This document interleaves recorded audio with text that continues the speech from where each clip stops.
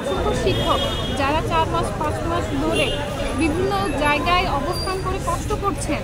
আপনারা নিজেরাই বলুন, যারা সাংবাদিক আছেন বা আপনারা যে যে প্রান্তেই আছেন, আপনারা কি কেউই পারবেন যে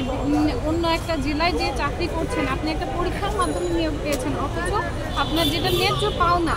আপনি সেখানে প্রতিষ্ঠানে জয়েন করেছেন, সারাদিন কাজ করছেন, অথচ আপনার বেতন আপনি পাচ্ছেন না। এবং আপনাকে নীতিমালা যখন আপনারা কথা বলছেন,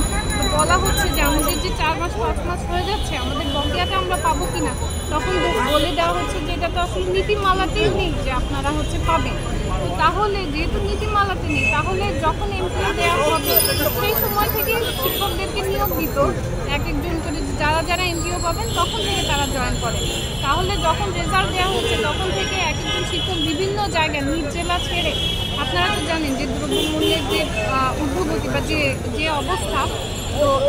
এই অবস্থানে এক একজন শিক্ষকের নিজ জেলা থেকে দূরে যে মানে বকেয়াতে